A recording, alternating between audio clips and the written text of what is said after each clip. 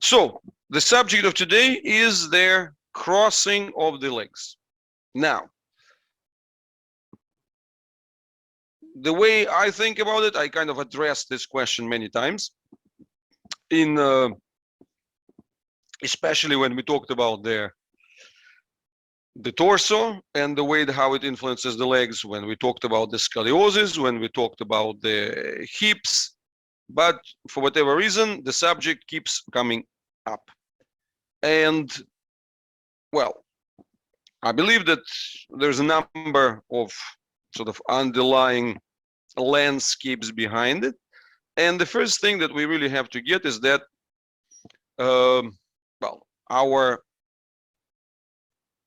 school education doesn't really teach us much about the twists and torsions, right? So you see, when we get to school, everything is kind of squarish.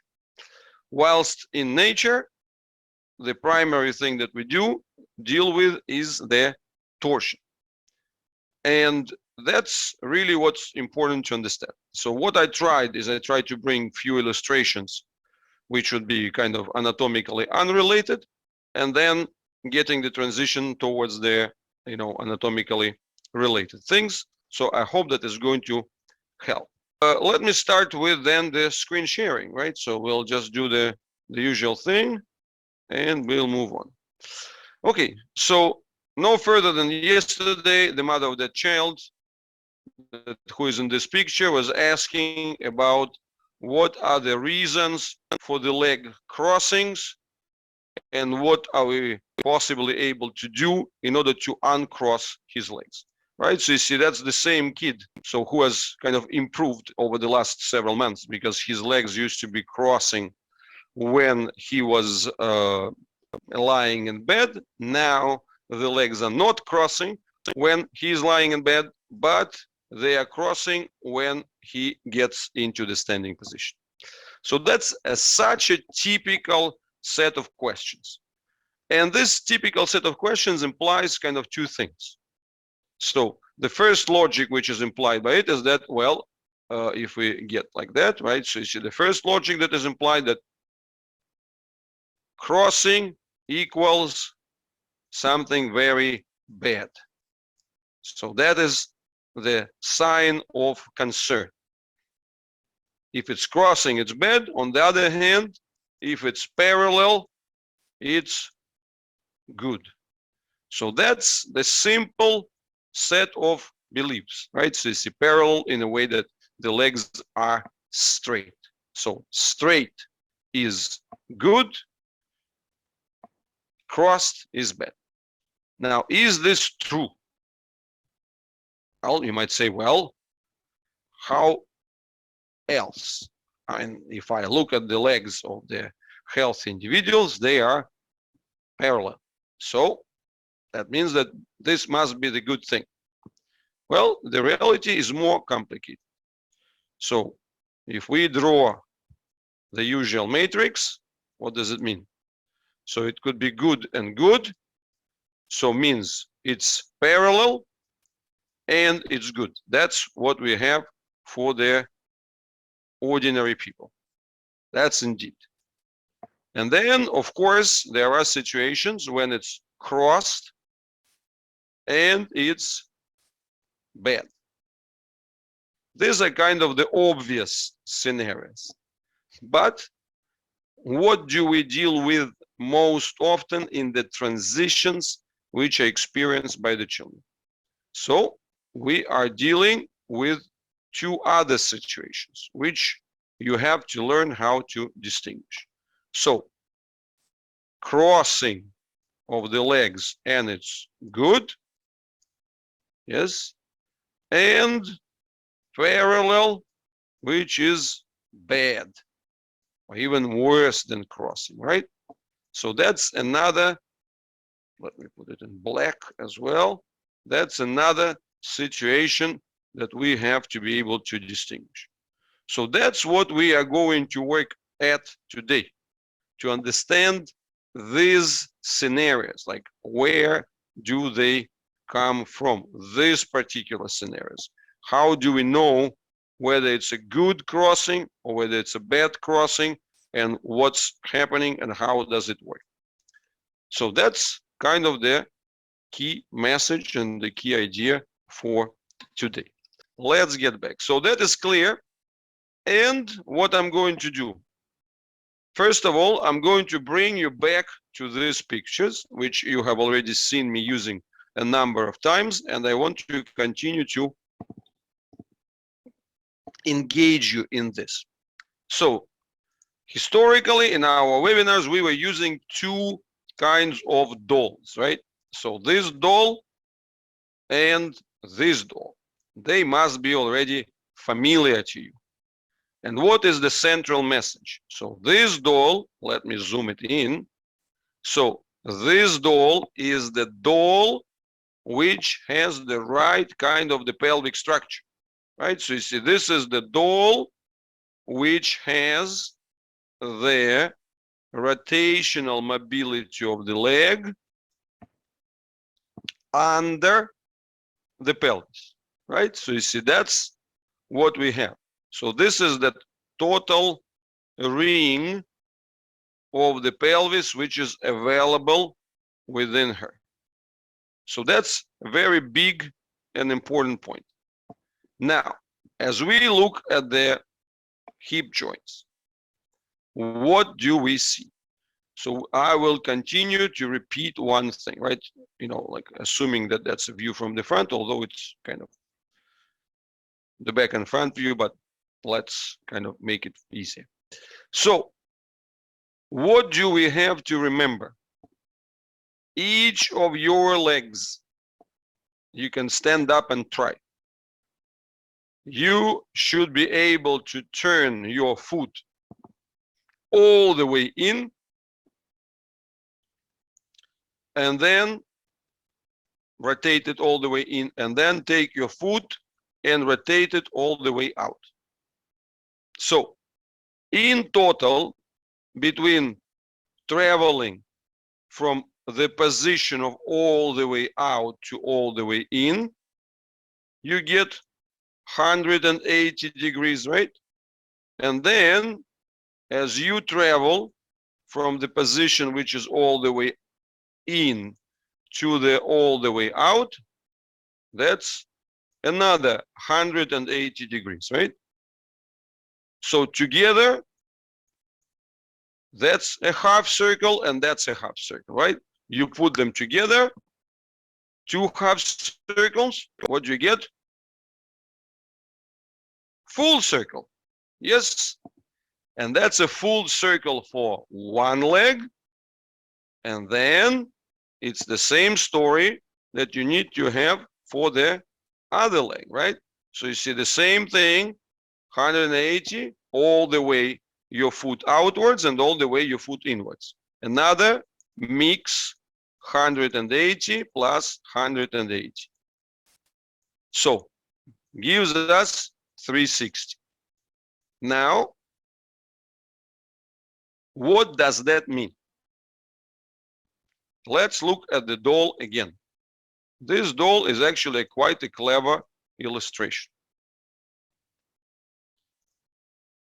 This one, right? By the way, you see, when they were trying to put this doll in the position, what they did to make a picture. See, even this doll is showing you that the foot is easily rotating inwards. And when we judge the performance of the hip joint, how shall we measure it? We shall measure it not by the tests of like how much we can abduct and adduct the leg or whatever, right? We have to measure it by the combined action, right? So you see the foot, the hip joint enables the entire 180 degrees rotation one way, 180 degrees rotation the other way. So in that sense, the hip joint enables the entire circle. Now, how does it enable it? It enables it without any losses, right? Without any missed information. So that means that you can turn your leg all the way in but you can stop at any moment, right? And then you can get your leg all the way out, and again, you can stop at any moment. And then you can do the legs like this, two of them out, and then you can do the legs like that, and then you can do this and this, right? So that's the important thing to understand. Now, you might ask the question, like, okay, but still, out of these 4 possible combinations, you see that's the feet, right? You can see the feet? No, the hands as the feet, right? So 1, 2, 3, 4. So it looks that the primary thing for us should be the individual rotation of the legs. In reality, not so much, right? The legs, they are linked to the same pelvis. Do you see the similarity between the position of the eyes in the orbits and the nasal bridge and the hip joints and the obturators? So the map of the pelvis and the map of the face, they are similar, right? So you see your eye sockets and your hip sockets, actually, they have the same name, right? Sockets. They perform in a similar fashion. But when it comes to our eyes, if I ask you the question, with the eyes, are we mono-eyed or are we binocular?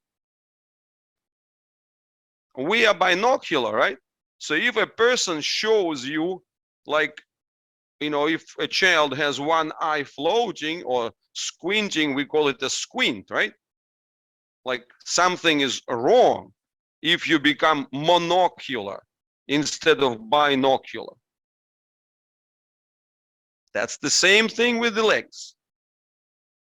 To begin with, they're kind of bi-articular, right? But bi-articular means, yeah, it's a biarticular, right? So binocular, biarticular. So you're bihipial if you want, right? Let me write it down. Of course, this word is not in the dictionary, right? So, but bi means two, right? Binocular, right? So ocular is for the, right? So binocular actually means like biocular if we put it directly, right? So two oculars, that's two eyes, and you are having this biocular control. And then if we talk about the pelvis, you are biarticular. Articular, right? So you see the word articular is for the joint, right? So we can get to the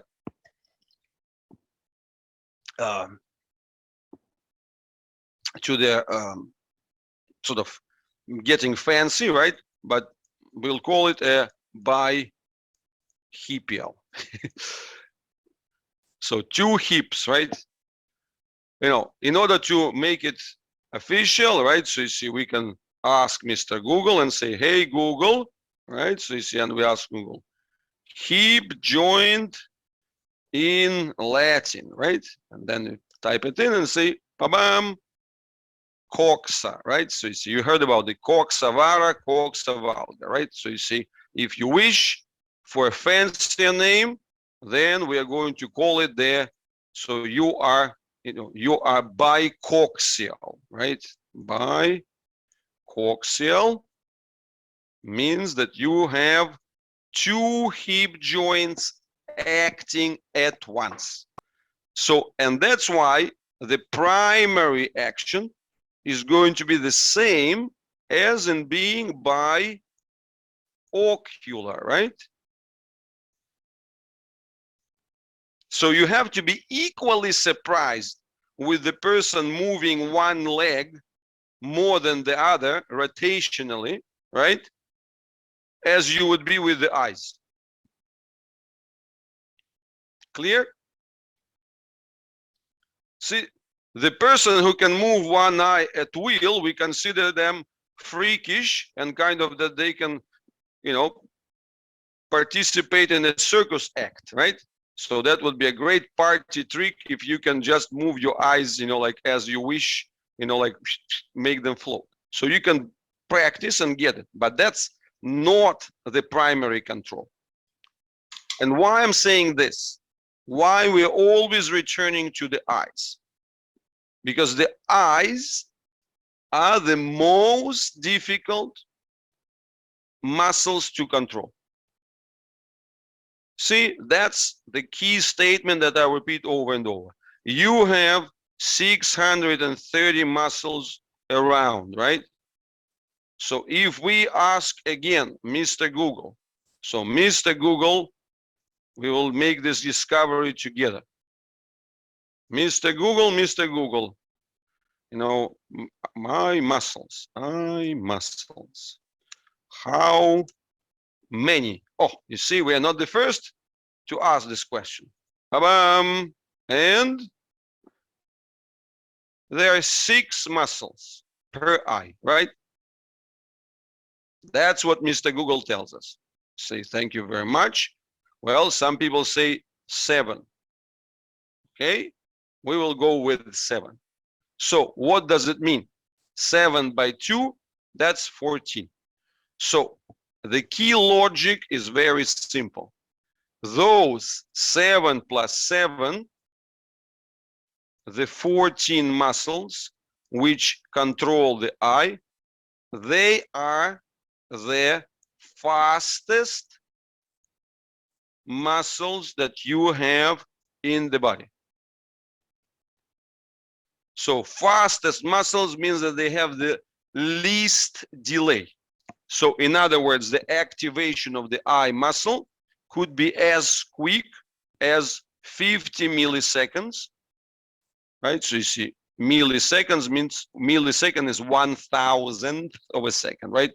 So 50 milliseconds, it's 1/20th of a second. So 20 blinks per second, that's what they're actually capable of.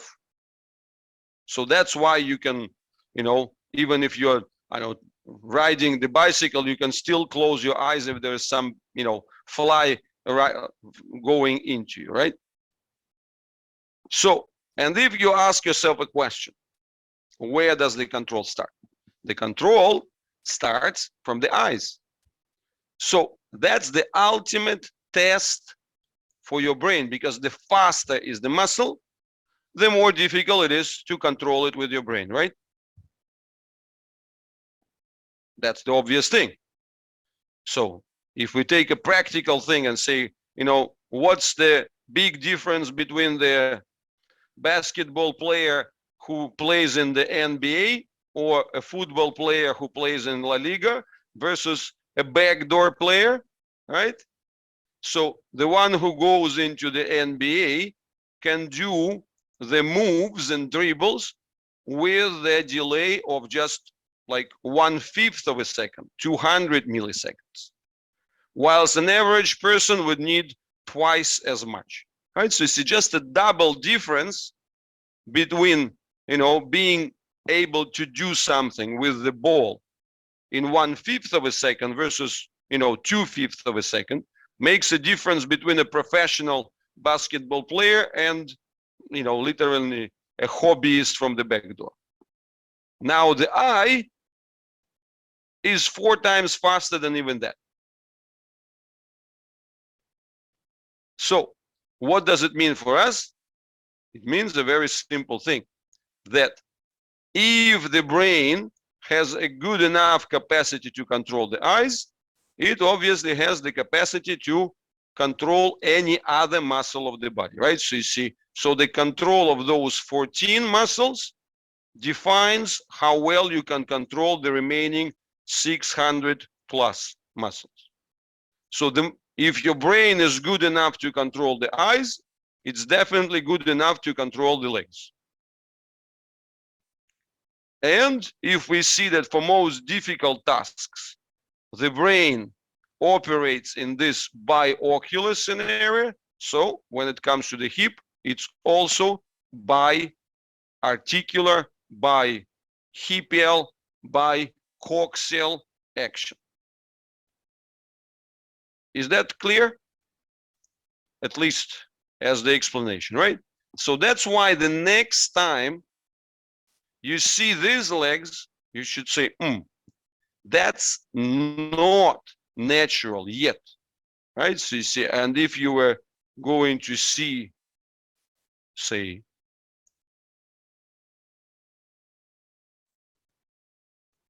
these kinds of legs, so-called wind blown, that shouldn't be a surprise. So because it's a bi-coaxial action. They are linked together the same way as your eyes are not being controlled together. They are working as a pair. The same way your legs or your arms, for that sake. So they are working as a pair. And that pair services the rotational moves.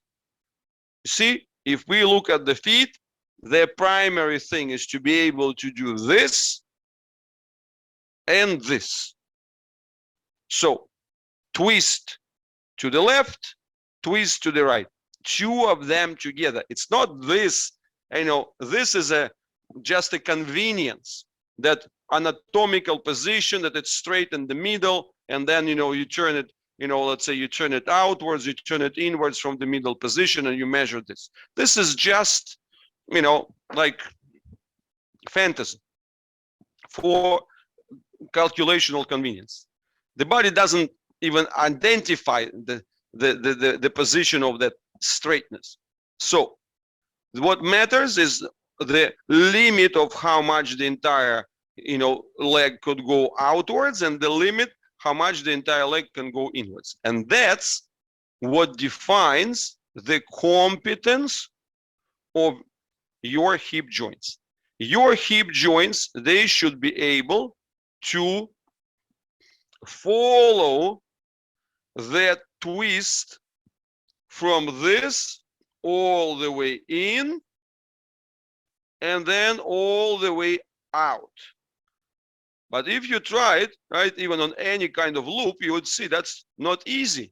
Because you see, if you take the loop on the way in, you kind of build the tension, but on the way out, you lose the tension, right?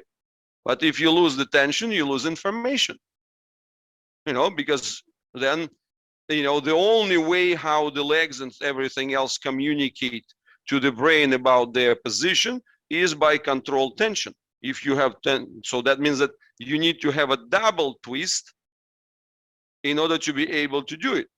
So you see, you need a double twist, and then one part of the twist will control the way forward, the other part of the twist will control the way backward, but it's untwisting. So you need to kind of make this tricky thing.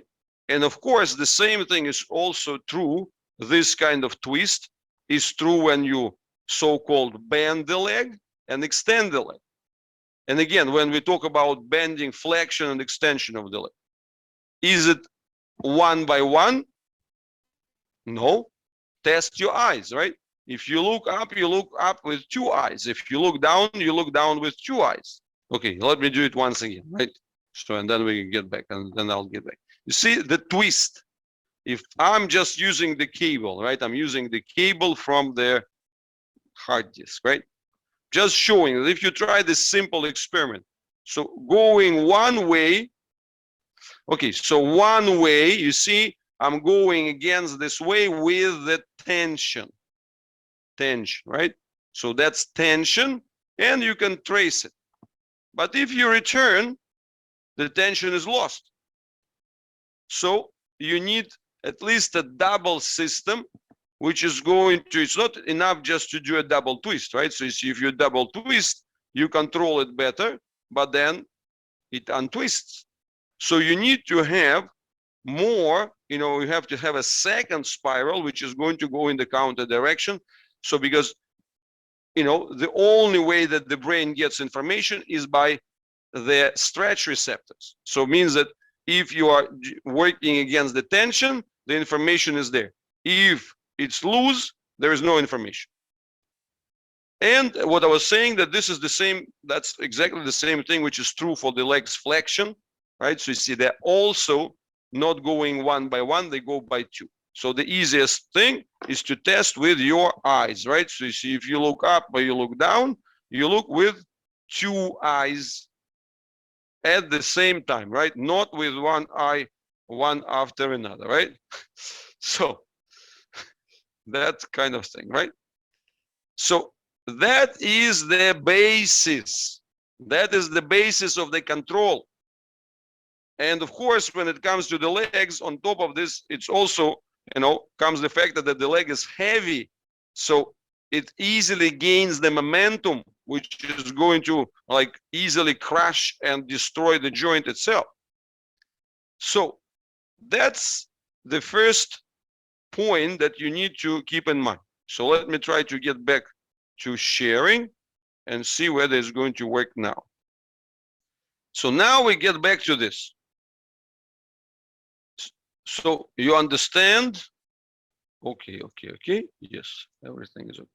So now we get back to this. So you understand that this is the leg which could be rotated under the pelvis. So you see, of course, on a doll, the link via the pelvis between the two hips is not present, right? But you can see the drawing? Yes. Yes. So, however, it shows you that the leg rotates under the pelvis. Drawing, yes. Okay, good. So the leg rotates under the pelvis. So what does it mean? That even simple exploration of the dolls and this basic reasoning gives us very simple understanding. So first of all, what happens if we look at this doll which does not move above, underneath the pelvis? So what happens if I try to do the twist of the leg for this doll? What's going to happen? Nothing, right? So you see, this doll doesn't have the horizontal joint, so she doesn't have the hip as such. So therefore, for her, that rotation is not going to happen. So if I were to try to rotate this doll by the leg, when I say nothing would happen, I'm actually wrong, right? Because it's going to try to rotate at the next level, at the next possible spot for the rotation, next possible spot for the rotation, until it finds their possible spot for the rotation, and this doll is going to be the neck, right? So therefore, if I try to rotate this doll by the leg, what is going to happen? Her entire torso is going to move and her leg is going to stay on the spot, right?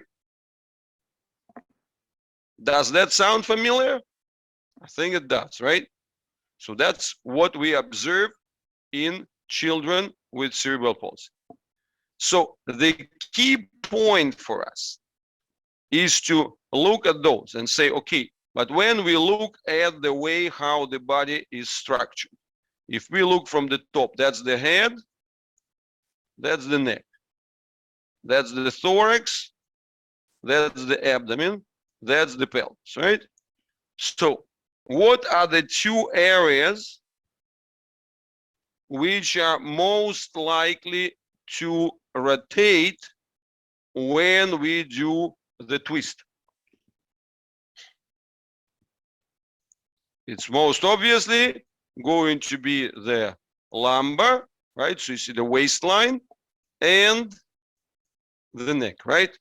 Because they have this shape, which is technically called the hyperboloid, right? So you see, let's do it together. Tedins. Haha. See? Google gives us lots of hyperboloids.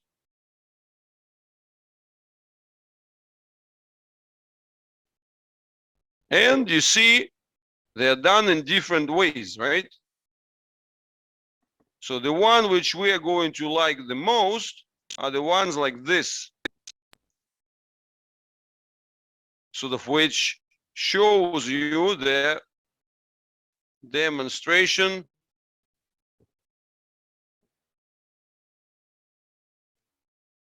of the fact that these ones they're actually made out of the straight lines, which are the familiar straight lines when they're going into the twisted shape. That's what they do. That's the first thing to keep in mind. The areas which are going to be most exposed to the twist are the areas of the waistline and the areas of the neck. And I especially found this picture, which I already shown yesterday, right? So that's a great demo, which kind of makes it more tangible so that you can sense how it works, right? I found it on internet, right? When I when I first shown it to Mariana a few days ago, she was so busy. She says, well, have your pasta and then we'll talk. I said, it's not my pasta. It's some weird, Chinese restaurant. Look at this. There's signs, there's signs in Japanese there in the background. Do you think that I have this kind of stainless thing? So anyway, but I found this on the internet, and that is really great demonstration. So that's a hyperboloid made out of spaghetti. And you can see that this hyperboloid has this point where it twists. However, what else do we see when we study this shape? We're going to find some important nuances, right? That those things, they tend to cross. Because if you look, and they cross in one way, so this part goes forwards, but then if you look at the one which is from behind, it's not only goes across, but it actually comes out from the other side, right? So you see, it's a different plane. You see, if this one comes from the front, the other one comes from the back. So once again, what does it resemble? That, of course, resembles their legs crossing.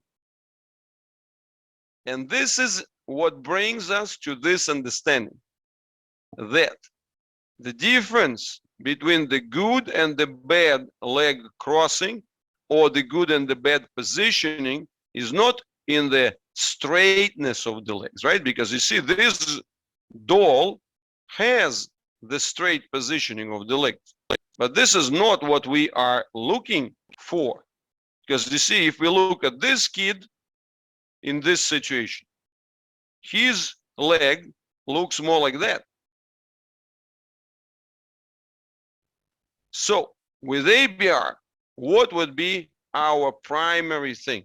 Is to get the right level of their dealing with the twists. Because see, what is another statement that I tend to repeat all the time? If you try to trade the torso for the legs, means that if you try to make the legs better at the expense of the torso, what's going to happen to you? You're going to lose both the legs and the torso. The only way to better life is actually to build the torso, even if it comes at the expense, temporary comes at the expense of the legs, and only then you can build the legs. Why is it so? It's a simple set of reasoning because, torso is where life is, where there are, internal organs, where there are multiple joints and so on. That's one thing. And the second thing is that actually in the development of the child, the torso forms earlier than the legs. The leg forms later. And within the leg, the last thing that forms is the hip joint. So the hip joint is the last in the sequence of formation. It's not about the years or months. It's the sequence of evolution. So the hip joint is designed to have this additional freedom because it has such potentially competent ligaments and the joint capsule fibers and the rich impregnation of the sensors there that the body can handle. So it's sort of so it consolidates and shapes as the last element. So what is the biggest problem of their rehabilitation, orthopedics, and so on? They start looking at the hip joint and they confuse two things. First of all, they try to make this joint as their super joint. So they try to do everything for the sake of the hip joint. So basically they trade the torso for the hip. And the second thing is they start doing it ahead of time. Right? So you see, basically when the rest is not formed, so they're doing it with the wrong timing. So now they start addressing the hip joint well before the other elements have stabilized. So what is the end result? Catastrophe.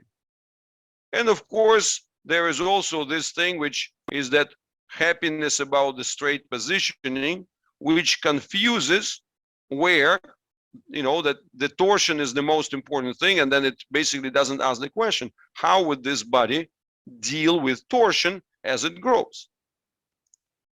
So these are the key questions that have to be asked and answered. And what we're going to do now, we're going to look at torsions and twists just to understand this thing better.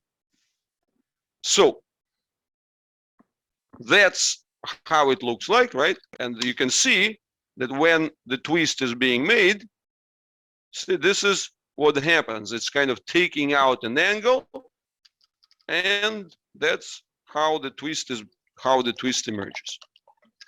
Now, what is more interesting for us than this picture is this one.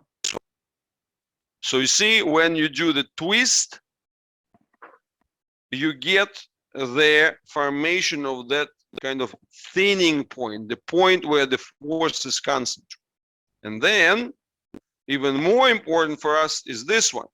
Like, okay, you can see that as you do the twists accumulate. So what we're going to do, we're going to look at this thing and say, by the way, another important point is that they tightly pack, but they have two different directions, right? So you see, twists have direction within them. So it could be either left or right. So you see, whatever for traditional, in some areas they call Z and S twist.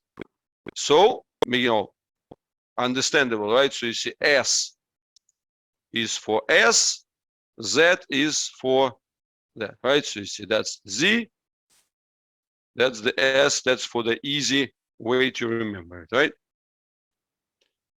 So, but what we're going to do as well, we're going to look at this thing. Well, you see, by the way, there is antonyms and the antonyms for twisting. Okay, so, and here. That's a text which calls how to create a twist.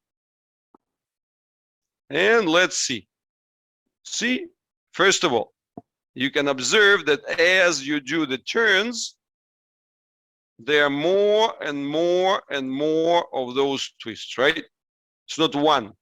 So as you take the body and start making the turns, the number of twists accumulates and packs inside, right? That's the first point. But then as we read this thing further, there's an important clarification. See, the main problem with the twisting process is that it is difficult to keep the twist straight.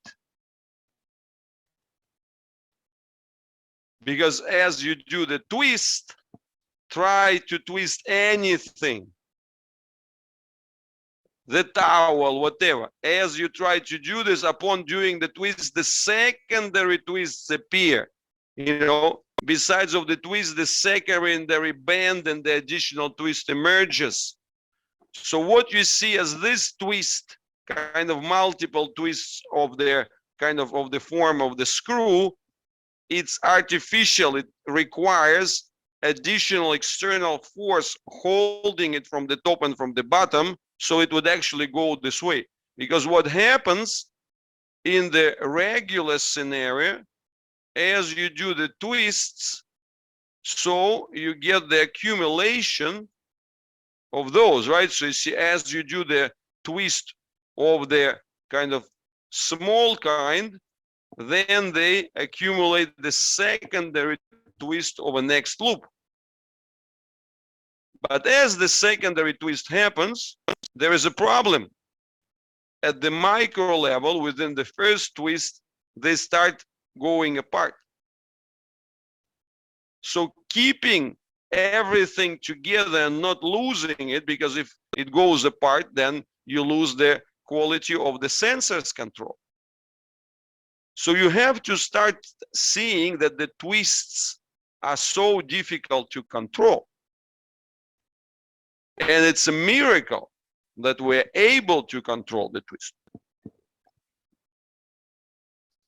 And then what do we need for the twist control? As we have understood, right, from the front and from the back, creating the natural crossing, we need to have the element that is going to converge it into horizontal. Converge it into horizontal. So that's going to be the transversus abdominis. So naturally it twists in, but we need to build the counter element of the transversus abdominis, the abdomen, to fill in the entire lumbar space. Because, you know, if you don't have the abdomen to fill in the lumbar space, the thing is going to collapse under the twists into this hyperboloid. So you see what you need to have the donut. So officially, what is the name of the donut? Let's ask Google again, right? What would be the name of the donut?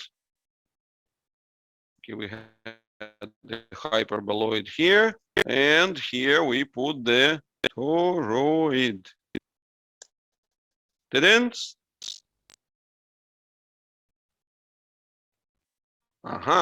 See, that's the donut.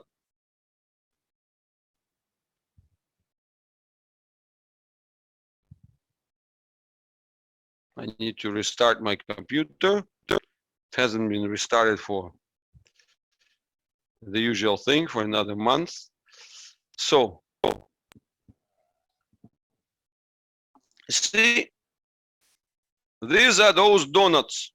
So you need to get the total donut, because if you don't have the donut, then the hyperboloid is going to collapse and create a turn.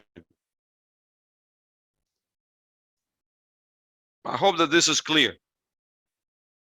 And that brings us to this simple idea.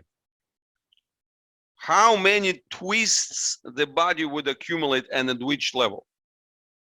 So now let's look at some pictures. So you see, I hope now you understand why the legs have a natural tendency to cross. Well, when the person is being put in a standing position, what happens?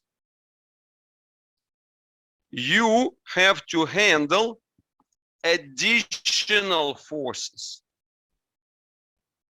See, the primary thing that you need to handle would be the general prevention of the torso from collapse. So, meaning the child is lying down. I'm putting it like this, right? So the child is lying down. So the very first thing about the trunk competence is the ability to deal with your own weight.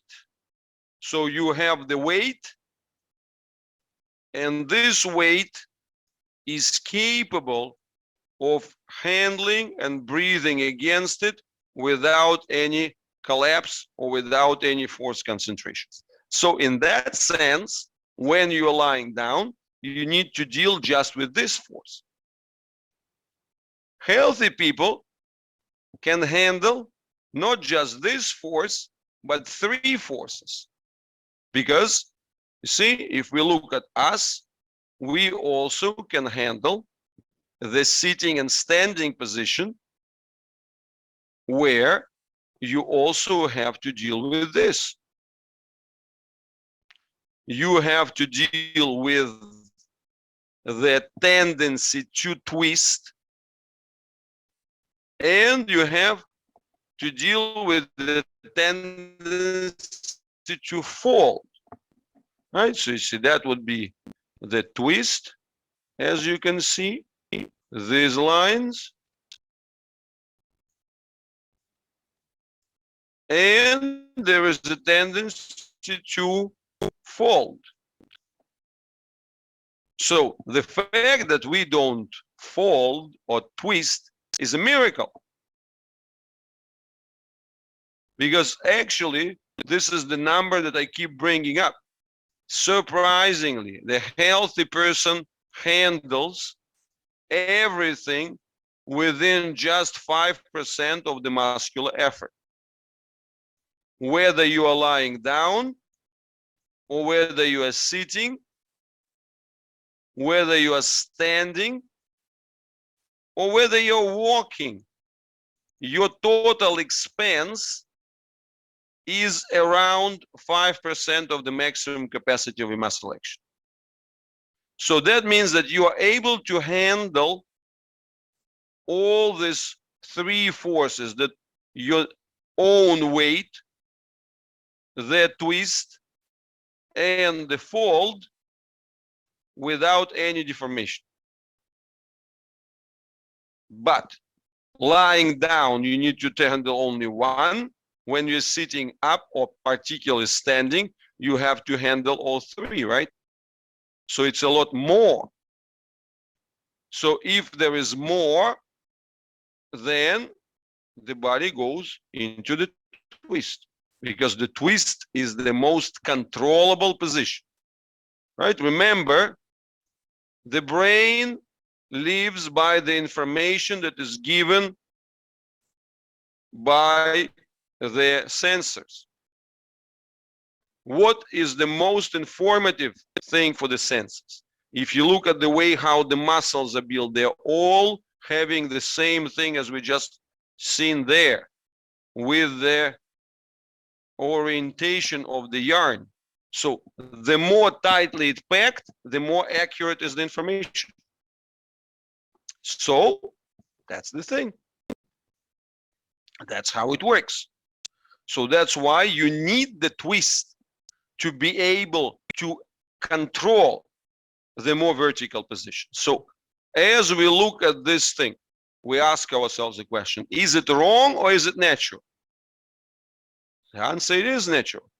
Because basically what he's trying to do, he's trying to put the legs in a more informative position, one behind each other, to choose the direction of the twist, So in this scenario, if it's the right leg goes in front of the left one, so it's going to be the Z twist. So he chooses the Z twist, but with the Z twist, you've got the things emerging also, the twist continues. And we understood it's not one leg and another, it's this two legs at once, biocular, bihipial, bicoaxial, right? So he does the minimal, most informative action here, dealing with the emerged property that as he's being put vertically, he has to deal with the twist, and he has to counteract the fold. So his body, his brain does it in the best, most economical way, which is obviously the twist. So, and that's really the lens that we have to see the situation. So that's why when we talk about the good twists and the bad twists. So now we're going to look here and get few highlights. So you see, this is a kid who is very, very depleted and very challenged in that sense. So for him, what we have is this scenario. So you see this scenario where you can see how the legs twist. But you can also see that this is a very bicoaxial action, right? It's bicoaxial, two hips, because one pelvis does this spaghetti thing in the S twist, right? So that boy we've seen was doing the Z twist. So this boy is doing the S twist. He could have easily done the opposite, right? But if he has committed to the S, that means that he is going to keep turning in that direction. And you can see here very, very clearly that what happens in this scenario, right, is that whatever action is happening, so he is missing the abdomen. So if he is like that, like a hyperboloid, well, he misses those donuts which would be able to counteract it and to prevent the twist from dominating.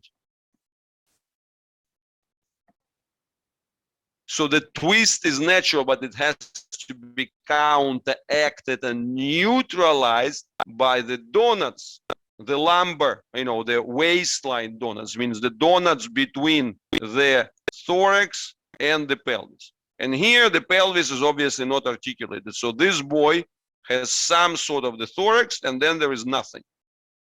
There is, in that respect, his pelvis belongs to the legs, so it's the thorax plus the legs only. But the legs, again, they are bicoaxial. So it's like two legs. So, and that's really what we have to understand about the situation, that our number one priority is always the same. We want to reclaim this. We want to reclaim the torso. See, this is the advantage of this doll. This doll handles the natural presence of the hyperboloids. She handles it by the presence of those donuts, right? And as she has those donuts, then it's her hip level that actually becomes the level of the plane of the movement, the plane of the torsion control. So that's how it works. So that's why, if we get back to our original conversation, we have this, right? So what is a really bad twist? That's the twist that happens here at the waistline. So that's the waistline twist, whether it's, the Z, or whether it's the S, or whether it's a Z twist, but it's always like coming as one, from the torso downwards, right? And in the way, of course, there has to be the counter twist from the legs plus the pelvis, but that's kind of even next level. So what we have here, that would be the bad crossing. So where the child is not only going to put the legs one over another, but when the primary rotation is going to be at the waistline or even higher, right? So you see, when the waistline is going to be blocked, right? So you see, in that sense, if we look back at this kid, so what do we see, right? So you see, this is testing by Sarah. See what happens? The legs, they show you that the twist is present, but you don't see any visible twist at the back, at the lumbar, right? Does it mean that he is very well positioned? No, this is just fusion, right? So that means that for this boy, the twist is very much present, but it's merged into the skin fusion and so on. It's merged into the entire thing. So for him, actually, the progress would be the emergence of the extra twist at this lumbar level. So that means that the shell would start melting. So it would be less of the, like emergency, defensive, protective activation of the brain. So you would actually activating the skin level. So deactivating the skin would expose this level. So that's has to be very clear, right? And you see, when he's being lifted from the other side, you don't see much neither, right? But you see that the left leg is much less twisted compared to that one, to the right one, because we have already understood that he has this S twist. And then another point, right? So you see, this is a view from the top. Do you see anything? No, you don't. But if you look here, you would understand that this is the direction.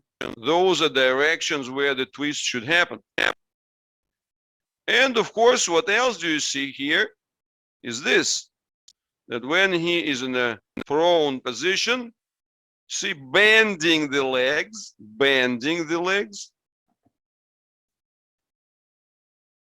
translates, see, just bending them translates into the additional twist. So the twist from the top and the twist from the bottom, the two twists meet each other, legs towards the pelvis, pelvis over the legs. So that's the combination of those overlaps that you are dealing with in the lumbar, at the lumbar level alone. But for him, he doesn't even have the lumbar. He recruits the total torso to deal with those twists, right? And that's what we see as the key challenge here. So, and then you see, if you look at this boy, you would say, oh, but this boy, these legs are not twisted, like they're open. The reality is, what does it mean? It's a flat pelvis. It's a pelvis which misses the depth. So for this pelvis, as the depth would emerge at the waistline, right? So you see those legs should overlap, cross over each other, right? And again, you can see that this leg, the right leg, is slightly more internally rotated. This is externally rotated. So naturally, you would expect him to have this S twist to overcome. So in that sense, whether the legs are cross, wind blown, or kind of flat frogged, you can see by the time we get here, you realize that, oh, it looks like those legs are actually twisted, right? So you see, rather than being naturally open. So, but they're being twisted as the reinforcements for the torso to hold on against those twists and torsions. And, this type of view shows you, if we zoom in, it shows you like what actually happens there. Like these lines, right? So you see these lines of the twists, how they come out. So you see, compare this with the spaghetti thing. And again, if your child doesn't show it, you're lucky, right? So you see in a way that the force lines are there. These force lines, what happens with the kids that we see as the severe? It's not that they are unlucky. They are normal. They show they just, like a photo paper, which makes the hidden lines of force visible. So we are lucky, right? So to have so much on top of it, so that to be able to neutralize all that. So he is just responding in a regular way that he should have responded without the extra neutralizing capacity. And that, of course, then translates into all these things like, what looks as the skeleton. Now, this guy, right? The same story, but he has, the additional fold. So the twist is counteracted by the fold. So, again, if we go back to these things, right? So you see in that position where he has to handle the weight, the breathing against his own weight, he can't handle it. He has a tendency to excessively twist. So, fold even in that position. So what does he do? He counterfolds. That creates this lumbar arch. But what is this lumbar arch? Just the reverse strategy to deal with the same thing, to deal with the twist or to deal with the fold. In the same fashion, as you can see it here. So, and again, you can see then the same type of this. So this child is fused because he has recruited the ectoderm, the shell, to hold those things. But he doesn't have the good ability to deal with the twist, so he doesn't integrate it, so he's completely depleted in his legs. So these are the lenses to look at this situation through. So, and if I get back to the image of the doll, so we kind of covered the bad corner, right? In different versions. So the cross, which is bad. Now, what we also understand, that if the things are parallel, but you don't have the true donut-like neutralizers at the waistline, if you have to utilize some other strategies, whether it's the fold,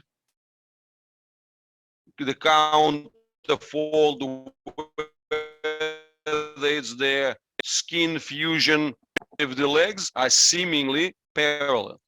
The other thing which interests us, of course, more is when it's crossed but good. So crossed but good means that we are in a situation where the person is either unlocking at the waistline from the previous fusion, or if he's more advanced, that means that his abdominal level starts filling in, and the legs from being blended with the torso, so the legs start evolving towards the true hip rotation, towards the true hip exposure under the pelvis. So that's the natural way, that's a great progress. So that's various levels of this crossed but good.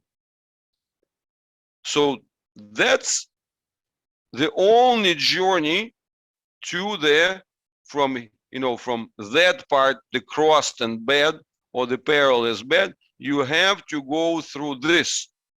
See, you don't have any other journey rather than to go through this crossed and good.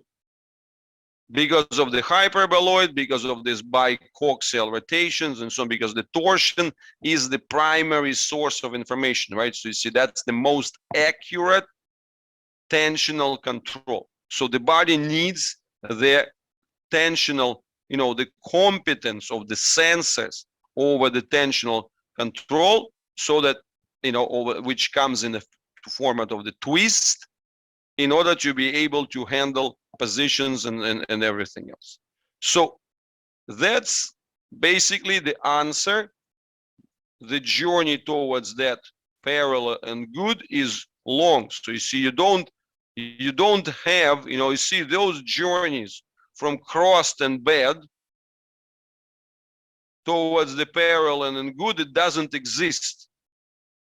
There is no journey there. The journey from parallel and bad towards the parallel and good doesn't exist.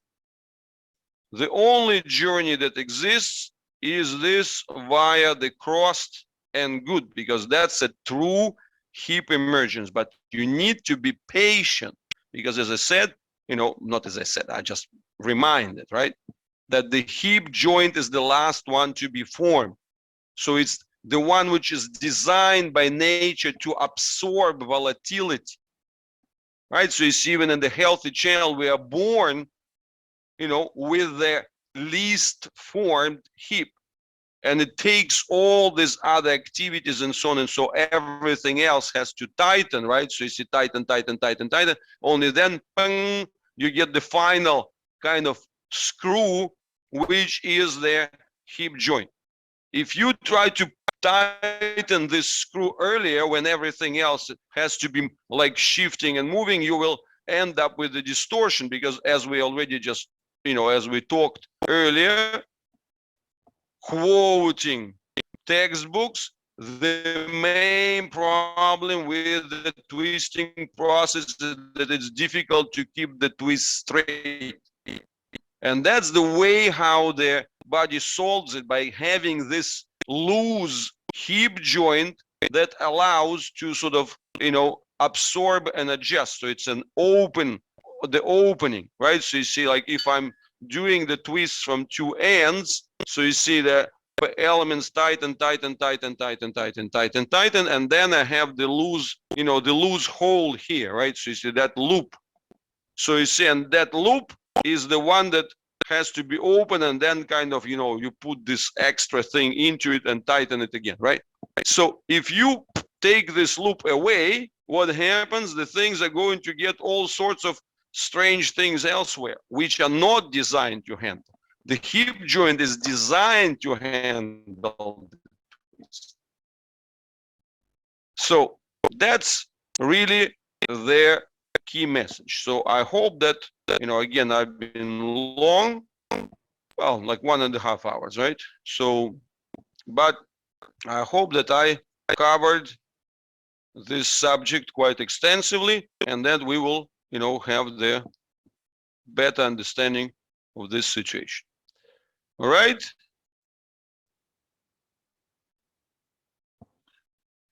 Okay. All right. So, very good. Okay, so we're saying goodbye to the Facebook and to the future viewers, right? So thank you very much. And please,